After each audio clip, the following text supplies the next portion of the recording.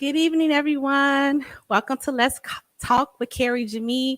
As I always say, I'm super excited. Every show, I'm super excited. But as I said before, this is a very important month where I am trying to help us kind of take off the layers to get down to some of the root issues that we have that get in the way of our success and journey as we go up among our journey in life, right? So last week we talked about emotional intelligence and how important it is to make sound decisions and sometimes just taking that pause before reacting to different things in your life. So emotional intelligence is a little different than what we're going to be talking about tonight. Tonight, we're talking about mental health and how important mental health is. I am so privileged to have two amazing guests. One will join us later on in the show, but right now I'm going to introduce you to one of my dear friends, Dr. Ngonzi Truth Crushshon. She's going to get me for saying her name wrong, but here she comes. Hi, Dr. Truth. How are you? Hi, Carrie. How are you? I'm doing well. I am well. So pronounce your name for everybody since I keep messing it up. I don't know how long. Dr. Ngonzi Truth Crushshon. Okay, awesome. So I'm so privileged to know you and to, we met everyone. It was just so weird. I was doing a little workout thing, called myself trying to put a little group together and put it on social media. And she hit me up in my DM, was like, I got to be a part of this. I want to be a better version of myself. And that's how we met. And we kind of just like clicked and was like, end up finding out we both from Chicago. I went to Tennessee State, in Nashville, Big Blue. And she went to Fisk University right up the street. So, but further ado, I'm going to go ahead and let her introduce herself and give a little bit background about what she do and what make her an expert on the subject of mental health. Okay. Thank you so much for having me, Carrie. And I did enjoy myself. Carrie helped me do so much more than just fitness. And that's what it's all about. It's about building self-esteem. And I know Carrie does that in her work. So my name is Dr. Ngonzi Truth Crushshon. I'm a licensed eligible psychologist. And so in my daily life, I provide mental health therapy as well as mental health psychosocial assessments, which are IQ assessments, intelligence assessments, as well as achievement assessments for children, adolescents, and adults. And so it's very important to talk about mental health, especially as it relates to the Black and Brown community, because it's more important now with the stressors, the added stressors that we have. So we know about our traumas that we have of the Ma'afa. We know about familial traumas that we have. We know about community violence, and we know that we have stressors from Black Lives Matter and from police brutality. But we also have personal stressors, and we have COVID-19, which is huge. Add all that together, right? Yeah. But a lot of times when we talk about mental health, we only talk about mental illness. And we talk about it as a deficit model or the medical model, which talks about it as a sickness and as a disease. So I like to talk about it more in the context of mental wellness and mental health. Absolutely.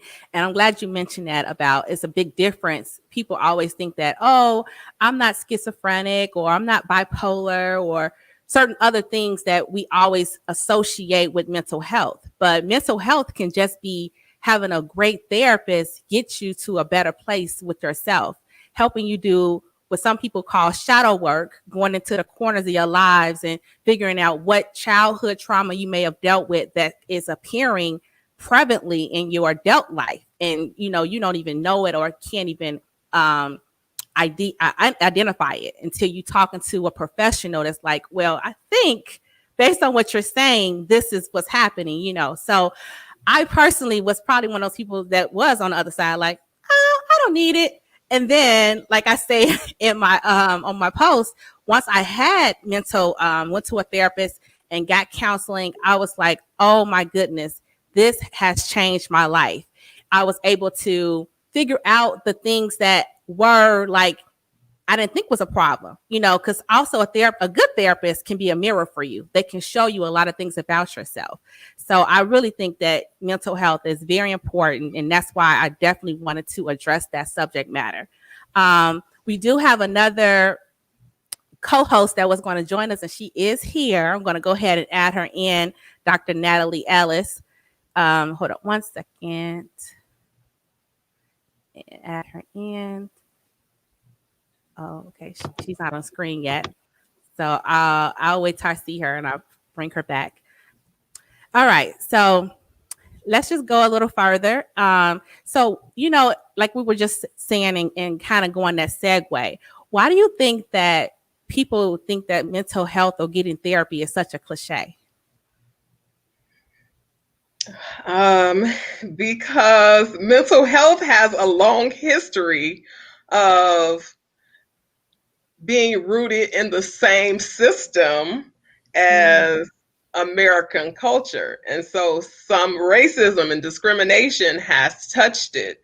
So there's a lot of mental health stigma around research and certain populations. I don't want to start naming studies, but I follow. Studies, and different things of that nature. Usually when people have, back in the day, and sometimes now, when people have contact with the mental health worker in the hood or in our low-income communities, then it is usually a DCFS social worker, and they're taking away someone's child or rights or something of that nature. So usually it's not a positive experience. So that may lead to some stigmas and or fears that a therapist represents the system. Okay. And also may stigmatize you or diagnose you or all these different things. But I think mental health has come a long way. And more minorities, Black, brown, Hispanic, women, men, Black women, Hispanic men and women, children are now seeking therapy. So that is a myth. We have waiting lists in community mental health. We have waiting lists in private practice. That is for us.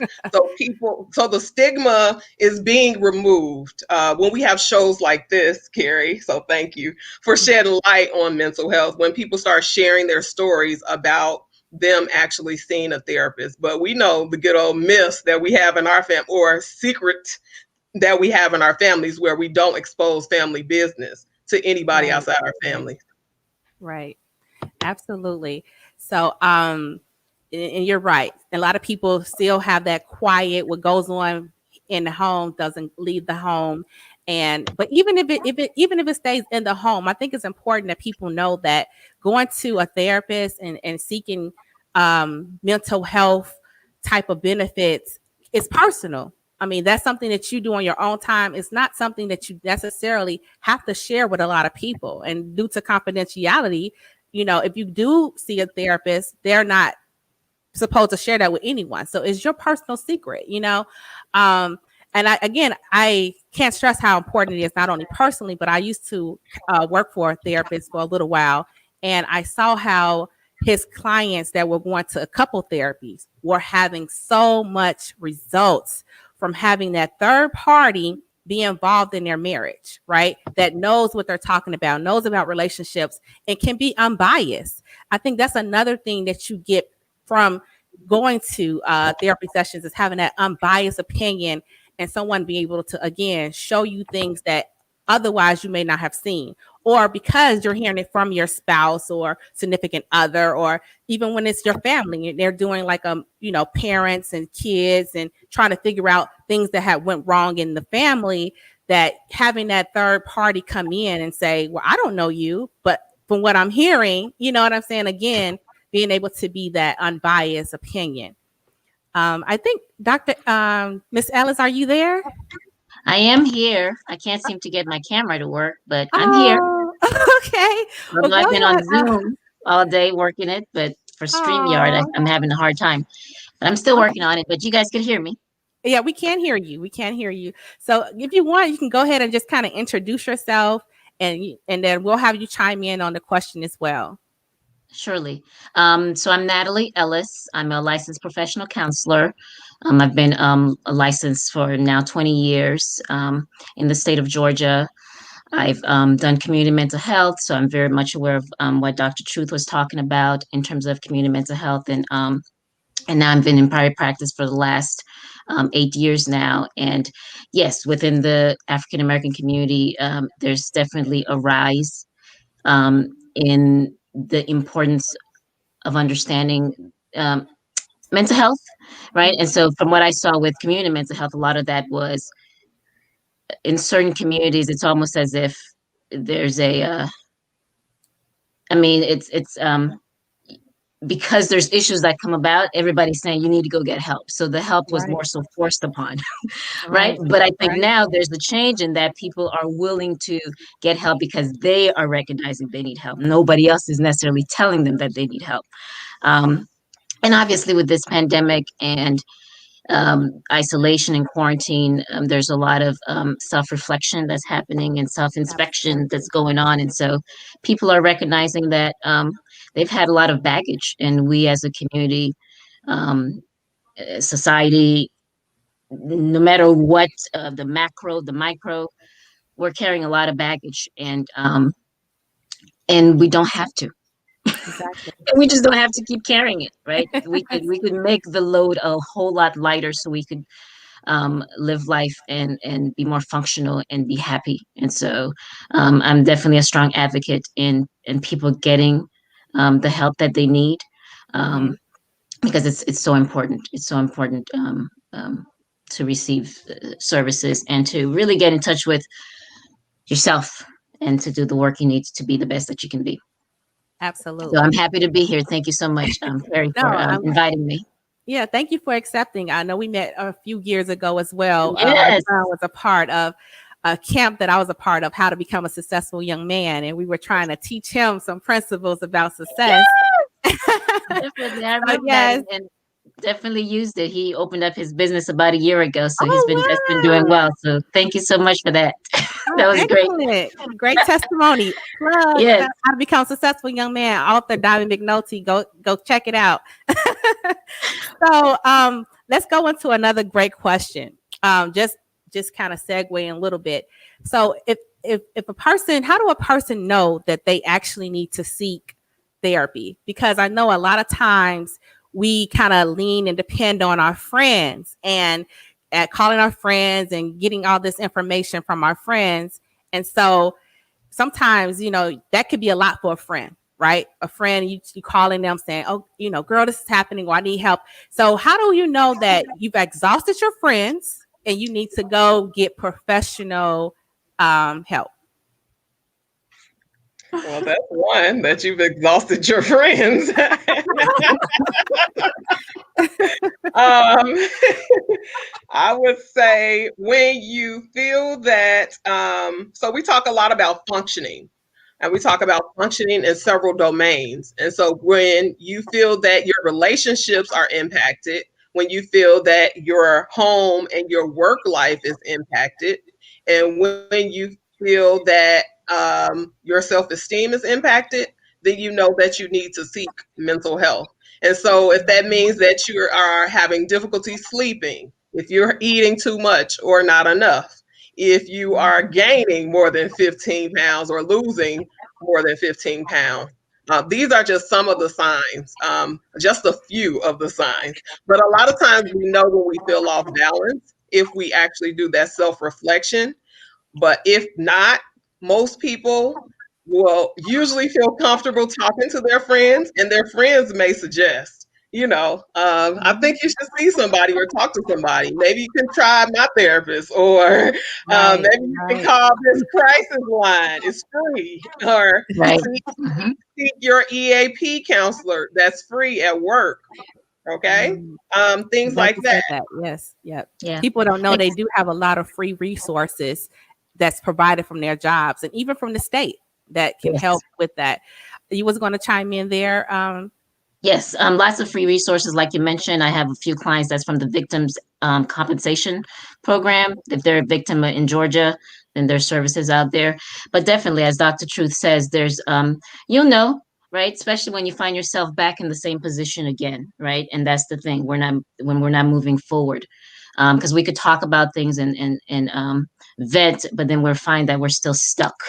And people know when they're stuck, right? And what I find when clients are coming to me in therapy, and it's not an easy thing, because coming to therapy, yes, it's having to face your darkest situation. I do a lot of work with trauma, and it's having to face the things that's the most comfortable, whatever it is you've carried, that you've held on to, that was the worst experience, the most painful experience. That's what therapy is for, is to get that stuff out. But yet at the same time, that's what we're trying to bury, right? We're trying to run away from it as much as possible. But the thing Right. is, that's the baggage that gets heavier and heavier and heavier, because life is life. There's always something, and when we don't address things, it just gets bigger. And get And worse. what I tell clients, you'll know it.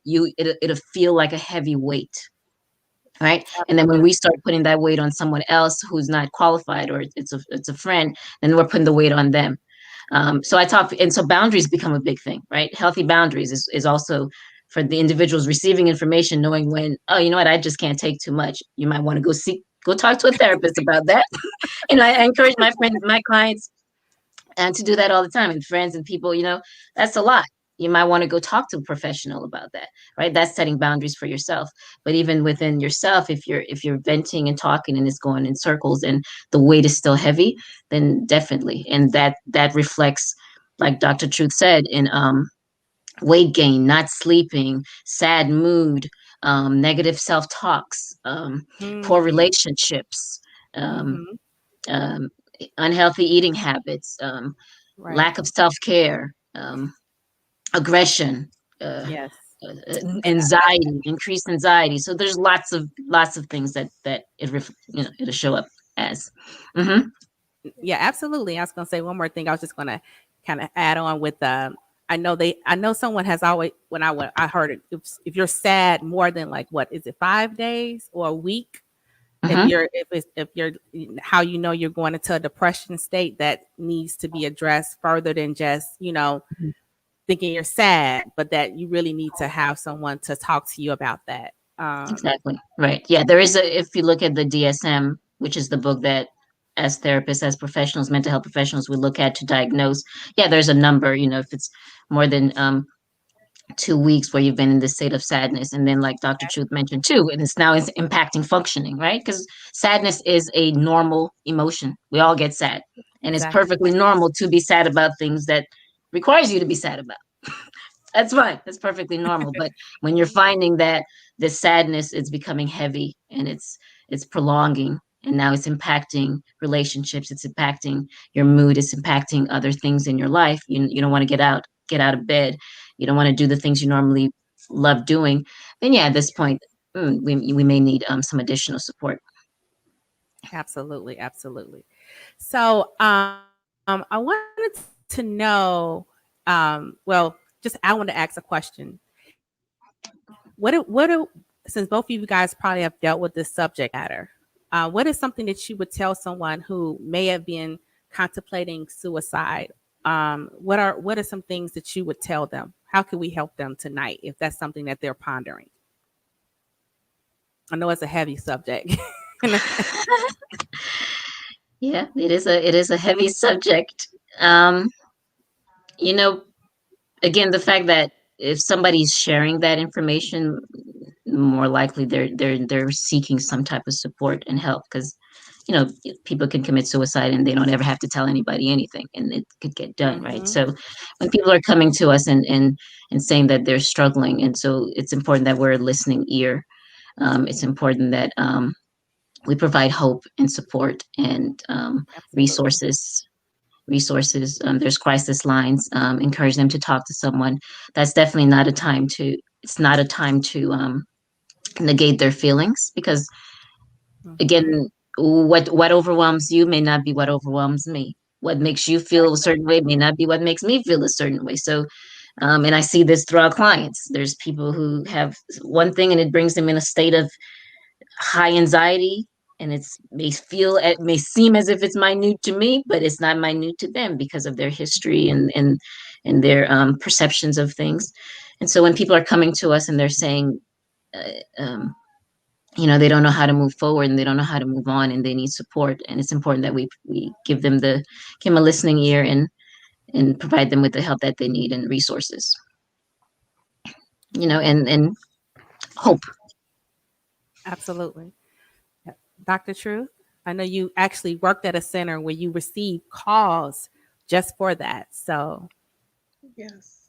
I previously worked at the suicide crisis line, and I'm also crisis therapist on call 24/7 for children and adolescents that are suicidal and homicidal and have aggression and mental health crises. And so we actually go out to the homes, to the schools, to the hospitals to assess, to determine if they need to be hospitalized or if they need to be linked to community mental health and outpatient services and psychiatric medication. So what I'm going to say to people now that may be feeling suicidal, whether you are a child or adolescent or adult or elder, that there is help and there is hope. And there is a crisis hotline that you can call at any time. It's 24 hours, 7 days a week, 365 and 366 on a leap year. That phone number is 1-800-273-8255. This I take very seriously. I joke a lot, but I really care about people and their well-being. And so most therapists do, and psychologists do. We go to the depths wherever you need us to go with you. We go down to the dark and like Carrie said, to the shadows with you. And we face the fear, we face the demons, we face whatever that is, the darkest point of your life with you. And then we come back out with you. And we hope that we can process and help you cope to get you to a better day, which is the next day, because we can't improve if you're not here. So that is the crisis line. They also have a text line because not everybody wants to talk. Some people want to text or chat online. And so they actually have, it's kind of like IM for, historically it's for young people under 18. But adults, if you don't feel like talking on their line, then you can chat as well. Yeah, definitely. Oh, is it a number that they text? Let me get that number right now. Yes. I knew you were going to ask that. Here it is. Okay. That number is 741-741. And you just text the word and the letters HOME as in home. And again, that number is 741-741. And you text the letters HOME. And a therapist will respond to your text message. You don't. And the other thing about the crisis line, you don't have to give them your name or your phone number or anything like that. They're there to support you, and they are licensed counselors. And also they can use this line not only if they don't have to be contemplating taking their own life, but just if you're in a really sad place or place that you just don't know who to call. Of course, we all believe, different people have different beliefs. Like some people pray, they can pray and get solace from that, but other people can't do that. So these are resources that you can use that, you can call if you feel like you need that extra help. So I think that's very important. You touched on a point, and I'm gonna, Carrie, that my dad is a pastor, but I'm still gonna touch on a point that you just made. So I don't want people to feel like they are weak if they pray or they're religious or spiritual. And you can pray and go to therapy. You can pray and call the crisis line. Yes. You can pray and be depressed. You can pray and have anxiety. But I need you to seek the help, because you pray and you have diabetes, but you still take your medication. So I Okay. need you to pray, take your medicine, and go see your doctor and get your check in, because we want you to be well and whole. Exactly. That's a great Exactly. point. Glad you said that. Mhm. Um, and Natalie, was you trying to chime in a little bit? I think. Yeah, I'm just to piggyback on the few things that Dr. Truth said in terms of, again, when someone is in that space of contemplating suicide, obviously in their mind they feel there's no option, and again helping them understand that there's options out there, there's help out there, and going back to some of the things you mentioned earlier with working through the stigma of mental health, right? A lot of people don't come forward with anything because they're afraid of the judgment, afraid of what people might say, and they're forced or feeling as if they have to handle this on their own. And again, we're here to say you are not alone in any of this. You're not Absolutely. alone in any of this, and that there's people out there to help. There's people out there to help work through those shadows, as you mentioned, those dark times.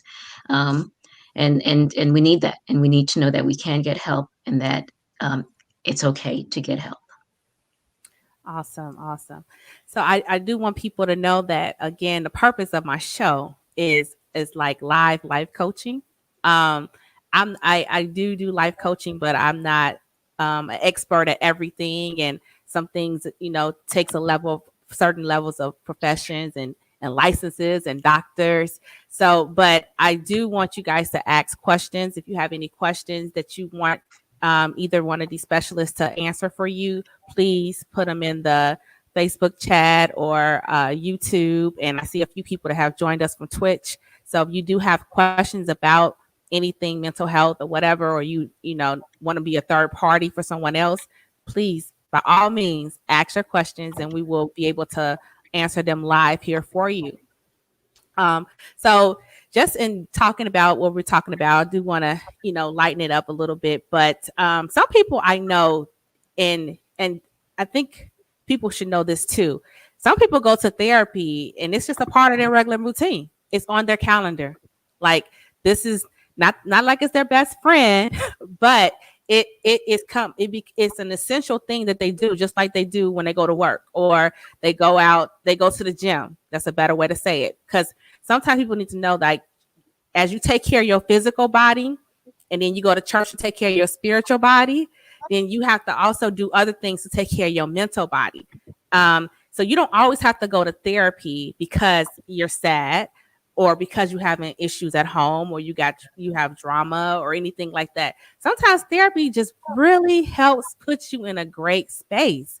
I can't illustrate that enough. I Yes. have a couple of friends who have went to therapy and they still go. They do their little check-ins every quarter, every month or something like that. And I've seen them be amazing people because of this. So can y'all like chime in on how this could be just a natural thing? It doesn't have to always mean that something's wrong. Yes, I totally agree, and that's definitely my part of my mission statement when clients come into therapy and when I talk about therapy to clients, that yes, a lot of the times people do come in because something is going on in that moment, but it doesn't just have to be that, right? And so, as you mentioned, as we're taking care of our whole self, Mm-hmm. as a therapist, we're an outlet. In the same way we go to the dentist every 6 months, in the same way we get our routine physicals. These are things that we do to take care of our body, and a therapist is just a way to also support to take care of your mind, to take care of your emotional health, right? So this is our emotional health, and um, and there's more leeways depending on where you work to be able to do that long-term work, because I've had clients that's been with me for a very long time. They start off weekly, then they go to bi-weekly, and then they're at a monthly basis and then a quarterly basis, because life is life, right? Things happen. And I have clients, they've transitioned through something, they're well, and then now with my kids' clients, oh, puberty hits. Oh, puberty hits. Well, there's the whole thing. Now they come back in. Right. Now there's puberty.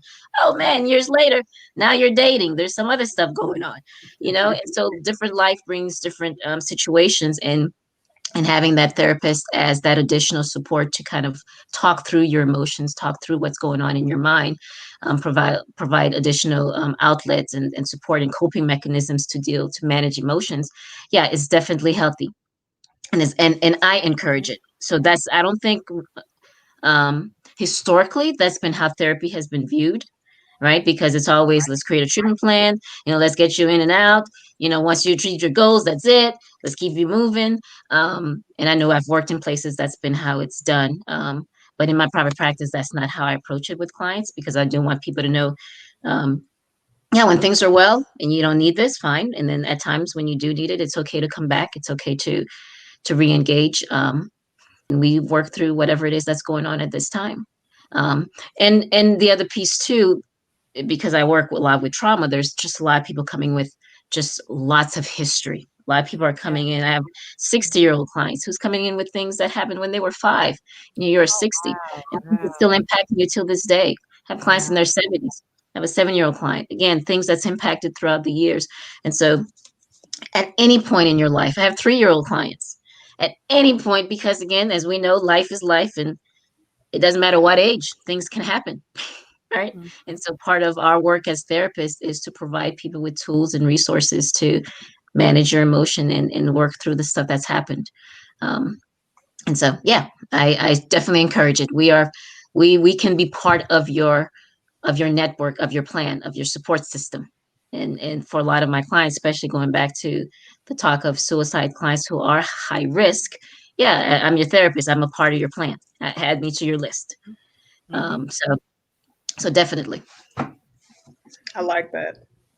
Adding to the list, and part of that support system. So when I worked with children in juvenile justice, we used to have wraparound services, which means the teacher, the parent, the social worker, the therapist, everybody in that child's life who was an important part of helping that child be well, all gave that input and their buy-in to help that child move forward emotionally, academically, and socially. Correct. So that's really, really true. To add us to that vision board. Add us to it. Add your life coach too. Let me get a shout out to Carrie. Exactly. Right. Because some people think that it's a competition, and it's not. We're in different lanes. Yeah, we're in very different lanes. Exactly. That's a good. Yeah. That's a good point. Do you want to do the contrast? Go ahead, do the contrast. Okay, so I wanted to answer the other question too, but yes, I've had more clients lately who want to check in for like their annual check up than other years. But now I'm in a different setting, so that matters as well. So I'm in a private practice setting, which sometimes historically may mean that you have less intense concerns sometimes. Okay. Where it's community mental health and or managed care, which means Medicaid, Medicare, then you only are paid by insurance companies for a certain set of sessions. Okay. Because I get that question all the time. How many sessions before it's over? And that's not what it's about. How many sessions until you have insight, or how many sessions until you're ready to change? Yeah, exactly. Because in private practice, many are, if they're not paying through their insurance, then they're self-pay. So you're there because you want to. Okay, so on to the contrast.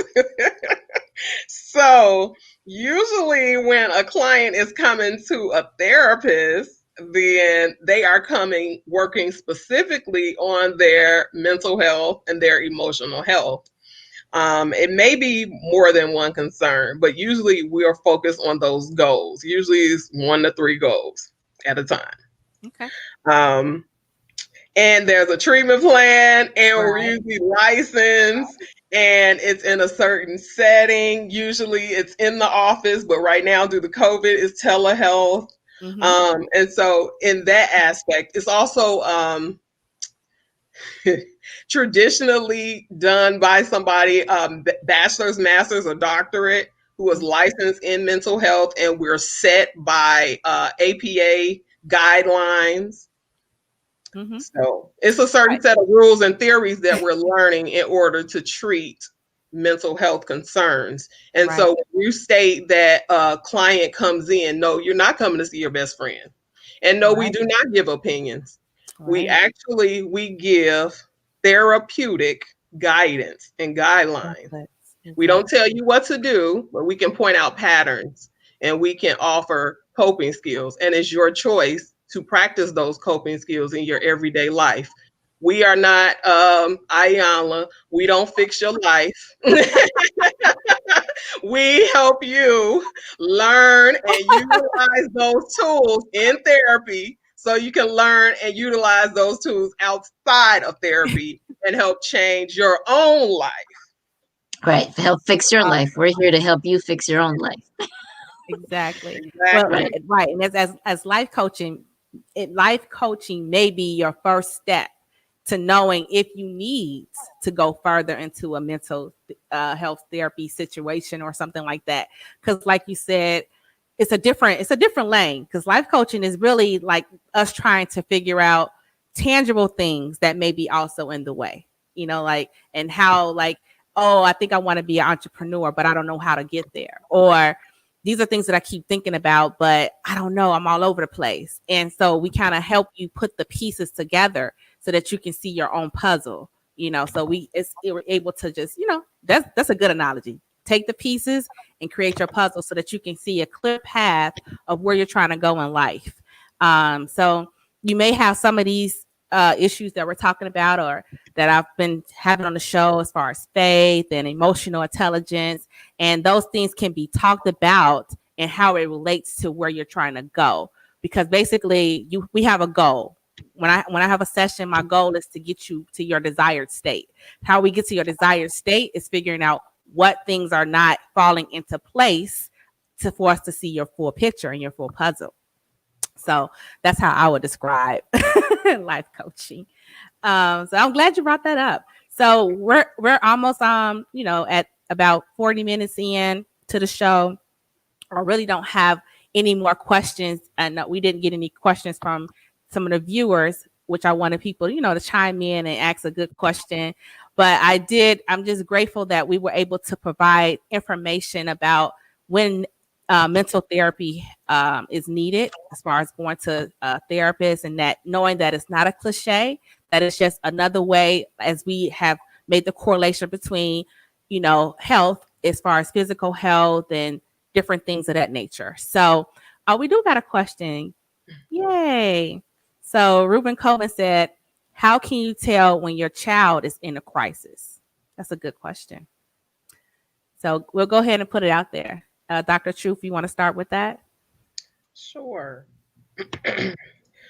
Well, one way to know that your child is in crisis is when their behavior changes, when their mood changes, when they're sleeping in the classroom. Sometimes teachers may notice it, or parents may notice it, when eating habits change. So similarly to the other symptoms that I described are similar for children as well. So they may not be able to exactly say, I'm feeling sad, I'm feeling depressed, I've been traumatized, but they will show you through their play.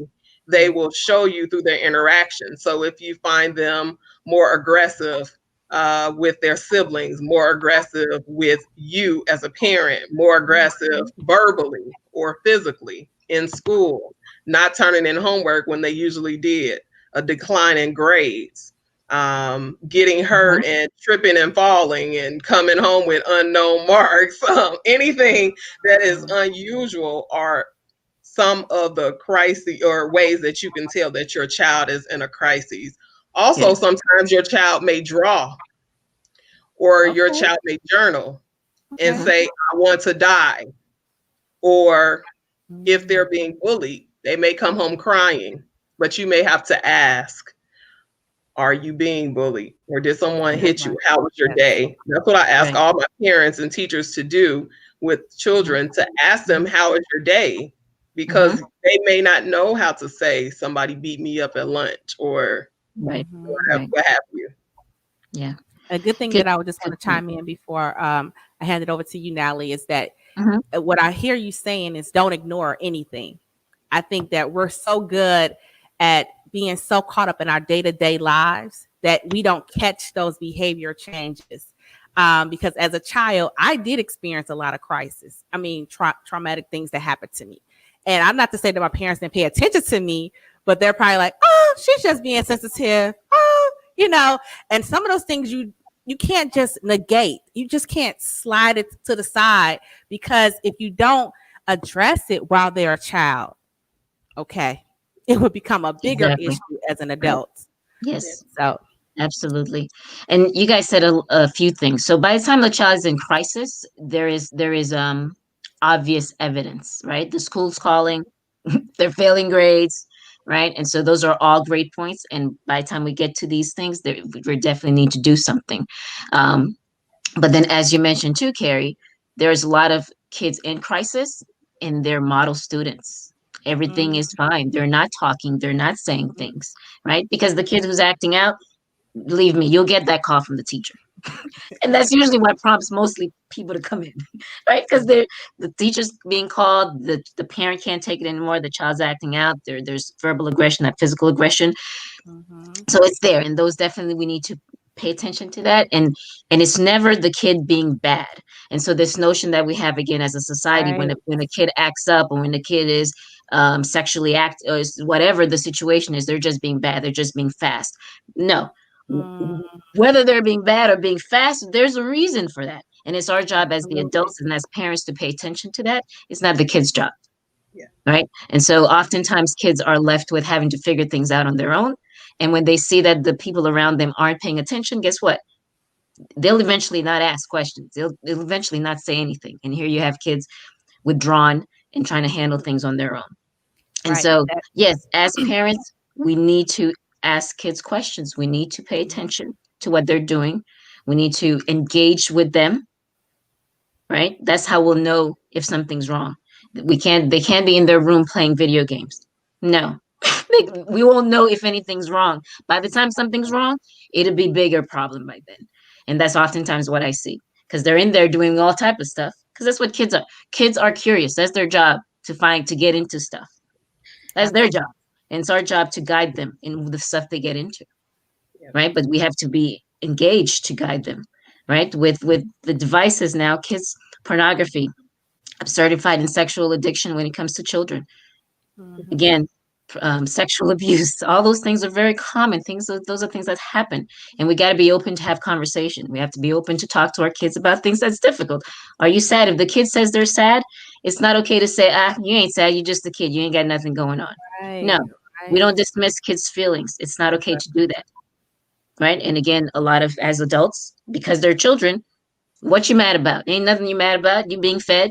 No. If they're mad about something. It's important that we engage them, because as we engage them as children, then they become comfortable in talking about what's going on with them, and they become emotionally healthy adults. Yes, exactly. Okay. That's great. That's great. And one thing I want to say before we have another question that came up is that what's also important is that if you don't address it as a parent, they, like you said, kids are curious. They're going to find another outlet. Oh yeah. Now you're thinking video games, but it could be other things. It will be sexual behavior, or maybe even now, depending on where the child is located, let's say Chicago or something, it may be a gang, because now they're looking for attention for whatever reason, and they're not getting the attention that they need at home. But it's an issue that could be resolved before they take a drastic turn in their life. Correct. So, let's not throw my city out there like that. Chicago. Hey, I'm from Chicago too, so I'm just saying. Okay, next we have another question here. Do you think that a child of a single parent should seek therapy when the other parent is absent, especially when you notice that they are withdrawn from certain activities? Yes. So I just wrote a book. This is Nathalie speaking, because my son, his father was absent. And again, as a therapist, I work a lot with that population. A parent being absent is a loss. And that's something that I've seen continuously, although we don't talk about it as a loss, right? But the child being absent is a loss, and the child grieves. in whatever that capacity is, and however way the parent is absent, because there's layers of absence, right? Whether it's a death, which is a different layer of absence, or the parent inconsistently in and out of the child's life, right? And so yeah, that needs to be addressed, because this child is looking at another child who got their both mom and dad who's very much involved, right? And so there may be questions, and so again, these are things parents aren't comfortable talking about, because oftentimes I get, well, I'm the mom and the dad, or whatever they say, or there's a stepdad, that should be enough. And again, all that stuff is the case. However, yes, the fact that there is an absent parent, that the child needs that opportunity to grieve. They need to be able to talk through those feelings and those emotions, what that feels like. So I'll put it in the chat. I have a book, a children's book about that. Where's Your Daddy? It's a boy's guide to grieving an absent father, and I have a girl version of that as well. I love that. Oh, I love so that. yeah, because it's and the kid needs to be able to know that it's okay to talk about that. It's okay to grieve, and work through those emotions. So to answer your questions, yeah, I think so. And just in general, therapy, I always think it's a great idea to go to therapy. If there's any questions about anything, just like if you have a question about your health, you want to seek a doctor, go talk to a doctor about it. And then from there, you kind of have some guidelines as to where to go from there. That's a good answer. And I agree. I never thought of it as it being a lost. I never thought of that, but that's true. And sometimes we do try to replace it with a boyfriend or another, like you said, a step parent, or we try to overcompensate as a parent to do everything that we feel like should be done. But you really can't. Just like if a person does truly pass away, you can't replace it with other things all the time. You have to find a way to truly grieve it in a healthy way. So I like that you mentioned that. Exactly. Just for the sake of time, I'm going to move to the next question. Doctor, is that okay? Or did you want to say a little bit? You got a little bit to say? A little bit. Okay, go ahead. I'm just going to play devil's advocate, and I was going to say no to that question. Not at all times do you need to go to therapy when one parent is not in the child's life. But it is very important, again, to have that child express those emotions regarding that. To that parent, hopefully, and to others, because every child is not affected in the same way by being raised by a single parent. Okay. Fair. That's fair. Okay. Our next question is, what truly defines a mental disorder and the root of it cause so many, because people may seem still normal. So how do you, I guess it goes almost back to a question we asked early on, how to identify, to me, that you have maybe a mental disorder, which is a little bit heavier, because we know that we did say that there are levels to it. This is a good one, I guess, because this is talking about that higher level, because a mental disorder is way different than just going to get a therapy session for other reasons, if that makes sense.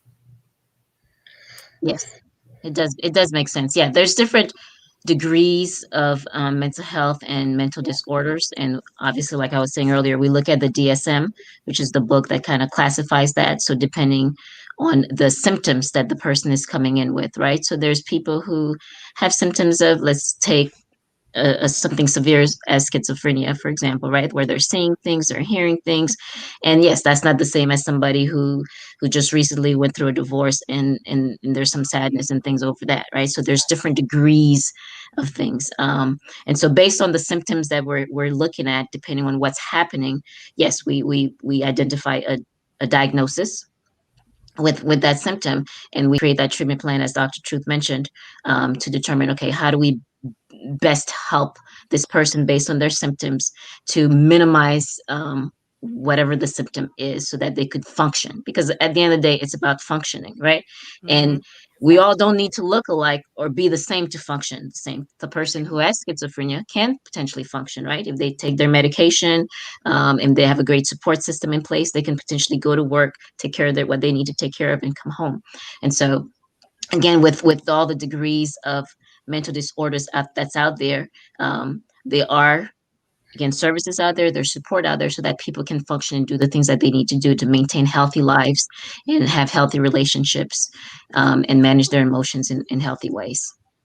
And going back to the root, again, there's so many there's Right. so many things related to that, whether it's the biological piece of it, because there are some biologies to things, and there's also the environmental piece to it, right? If we experience traumas, then that could lead to things as well. So there's, again, this is a very personal thing. It's not Right. a clear cut answer for everybody. Based on each person's story, we could try to figure out what's going on within your story, and which is why it helps to get help and to get services, because your story is different than the next person's story. We try to, when we do a lot of comparisons, that doesn't always go well. It's, again, trying to figure out, based on your story, based on your childhood, based on your lineage, right? Because there is such a thing as this, generational traumas. There's lots of layers of things, right? Right. Cycles of things within families. So there's so many pieces that we have to look at to figure out, okay, how did we get here today, right? And so, and there's different kinds of treatment models that people do. Some people do short-term therapy, where they focus on the problem at hand right now, and to give skills and strategies for the problem right now. And for me, with a lot of what I do, because I do trauma work, I do go back. I do go back to, hey, if we go back to when you were born, and even before that, because, again, how your mother was when she carried you impacts who you are too, right? Mm-hmm. So I go through all that education with That's clients deep. to help them get to where are you today, to give some insight, because part of therapy um, is the awareness and the insight about all of this, so you can know how to make healthier decisions and healthier choices.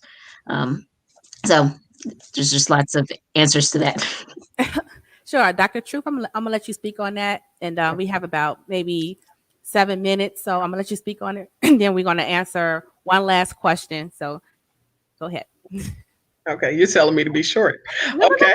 no, no, not at all, not at all, not at all. I mean, if we go over, that's fine. I want to be conscious of your time. That's all. So Thanks. go ahead. Okay. So when he says what defines a mental disorder, of course, the DSM-5 is usually, that's the book that we use. We call that the therapist Bible. We use that to diagnose, again, because we're guided by APA guidelines. So yes, but I'm going to also touch on what is it, Nathalie? Nathalie touched on, which are the generational traumas, but also going back to your parents, going back to your grandparents, going back to all those things that are in your family line. That's why one of the questions that we ask when you come in is, does anybody have any mental health conditions in your family? Because it may be hereditary, it may be biological. And yes, it's about an balance or imbalance in the brain. Okay. And so if we're talking about the root, then that's what we're talking about. So where did it come from, or where did it begin? Sometimes it didn't begin with us. Sometimes it began deep in our lineage. That's why I keep saying Ma'afa, but not everybody comes from the Ma'afa, because not all of us were slaves as Black and brown people. But that's just one major thing that may come into a session with you, in addition to whatever your DSM-5 diagnoses are. Okay. Right. So when we talk about the root, I think about Dr. Phoenix, who is a natural health doctor, and she always talks about getting to the root of the issue. And Nathalie kind of touched on this when she talked about some people are providing the brief solution-based therapy that will be quicker or take you through sessions in the least amount of time. That's not going back to your root issue, because your root issue, like she just stated, could be when you were 5 or 3 and sexually abused or physically abused or something like that. And then you're wondering why you're 40 or 50 or 70 and you're still having difficulty in your relationships, or difficulty with intimacy, a difficulty with allowing people in, and difficulty with trust or mistrust. So a lot of people aren't ready to uncover and go back to the root of the real issue. That's true. And that's really what it's about, that shadow the shadow self, and so facing your important. fears.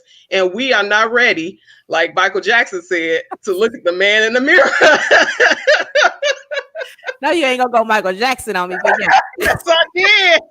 But that's true. No, but you're right. Or even like we can take Michael Jackson as a case study and look at Joe Jackson, because Michael Jackson was a result of Joe Jackson. Exactly. And Joe Jackson did a lot of different things with his children. Some people believe that he was too harsh on them, not just with the hitting, but also with the strictness where he made them practice and not be a child and not be able to play. Exactly. And so children sometimes are growing up with too much responsibility because I'm probably gonna get myself in trouble. But children, let me just say, children should be children, not raising their brothers and sisters. Don't get me off. Don't get me. Hey, say your truth. Say your truth, Dr. Truth. But I understand. You know my name is Dr. Truth, so I gotta tell the truth. But I understand because my mom was one of 12. So I understand that children do sometimes raise their siblings or care for their siblings, and their parents have to work due to all the socioeconomic and other factors. So I understand. But again, that still may be something that you're dealing with in therapy when you grow up as an adult. Yes. Absolutely. So we're going to answer our last question for the evening. And I'm going to have you start off, Dr. Truth. Is narcissism considered a mental health issue, and can therapy help? So before you answer, make sure you define it for everyone to be on the same page as well. Y'all are testing my clinical knowledge today. Hey, that came with the territory. I understand. Okay, so I'm going to say it like this. How about this? I'm going to have you all look that up. But narcissism, facts. Somebody said facts. Narcissism is a personality disorder. Okay? You cannot diagnose yourself with any diagnosis. So don't go on WebMD trying to Google your symptoms. No, don't go on Therapy for Black Girls trying to Google your symptoms. Don't go on Therapy for Black Men trying to Google your symptoms. Don't do it. But I need you to go into a therapy office and be diagnosed officially. Not I heard, not I have symptoms of, I can't pay attention, or, I'm selfish or self-centered. That does not mean that you're narcissistic. You can have narcissistic traits, okay? Because some people, and I'm not going to say it because I'm going to get myself in trouble, but some people in the news believe that certain people on the news have narcissistic traits, but we cannot diagnose that person with narcissism or having a narcissistic personality just because they have a few symptoms of narcissism or narcissistic personality. You can have traits without having the personality disorder. The personality disorder is basically long-term for the most part. So it's not something that can be changed, really. Because I'm going to give the definition too, since you want us to look it up. I looked it up. I Facebook Google. Because I don't want to, I don't want to misquote everything that it is. Literally, I don't memorize every definition. Exactly. That's why we have the DSM-5 in our office. We literally check. So I'm not going off the top of my brain. I consult a lot, and I also use my research. Yeah, perfectly. Just for the audience to know, but symptoms include an excessive need for admiration, a disregard for others' feelings, and an inability to handle criticism. Can't get it out. And a sense of entitlement. So that's a lot. So, but it's also always about duration. Okay, so it has to be over a period of time. So it's not just 2 weeks. You know, it has to be over a period of time if you continue reading. Now, we're not going to read the whole DSM-5 because I'm telling you what they're going to try to do, diagnose themselves, and we're not doing that. Right. And it also has to be across settings, multiple settings. It can't just be only at home or only in relationships. It has to be most of the diagnoses. You have to have some level of dysfunction in multiple settings. So school, home, work, relationships, things like that. Correct. Okay. Correct. And going back to that with personalities too, oftentimes they wait until the person is not, it's not usually with children, it's usually with adults, you know, but absolutely. So yeah, with narcissism, she says, can therapy be helped? I mean, everything can be, you know, awareness is key, you know, with things. And so I've had people who come in and says, yeah, I'm narcissistic in this way. And they're aware of certain behaviors and how their behaviors may impact others. But, you know, again, it doesn't hurt to receive services and receive help. But like Dr. Truth says, it's best to go to the professionals and get the information from the professionals. Otherwise, people will drive themselves crazy trying to self-diagnose and diagnose others. Like we love it. We love it when people come in and tell us what their diagnosis is. I'm depressed. But what are your symptoms? Like, you can't tell the doctor or you can't tell the therapist what you have. You can tell me, but I'm still have to check it out for myself to make sure that you actually have that. So if you come in talking about I'm narcissistic, okay, what makes you feel that way? And then we're going to go down that checklist to see if you do or not. Some people still leave believing what they believe and walked in saying, but that does not mean that it's true according to the clinical diagnosis. Absolutely. And like you said, I mean, when I read it, I was like, oh, a little, you know, people, you can have signs of those behaviors, but I guess somebody that consistently shows that, because they both two people came in the chat and said that's them. So, and that it was 20 years, but I mean, it is what it is, you know. It was 20 years. Do not diagnose yourself. Are you listening? Put that down there where it scrolls. Do not diagnose yourself. That was great. That was great. Well, ladies, this has been amazing. I feel like we did help some people today, and I'm glad that people got some questions out there and got their answers. Let me see, let me make sure just before we get off that we don't have any more questions. Okay. Just people making comments. So for people to find you, go ahead and let us know how people can find either one of you and get some of your services that you offer. And if you have anything that's coming up where that's going to, you know, showcase you, you can also put that information out there too. Okay. So I'm in Georgia, so I have a private practice in the Decatur, Georgia area. And I also do a lot of telehealth, but in terms of social media, people can find me on Esteem Counseling Services. That's the IG page, and that's the Facebook page, Esteem Counseling Services, Esteem, ESTEEM. Like I said, I have the book in terms of Where's My Daddy book, and then there's also a workbook that I worked on. And this is a lot of the work that I do with a lot of my clients, especially when they're new into therapy. It's a book called How to Stay Mentally Healthy, a guided workbook to self-awareness and self-discovery. Again, just some basic questions and workbook to help people start thinking about themselves and start doing that self-work as they start therapy. Because again, therapy is the steps. Right? Not everybody feels ready to be in therapy, but in the meantime, there are things that can be done to start the process.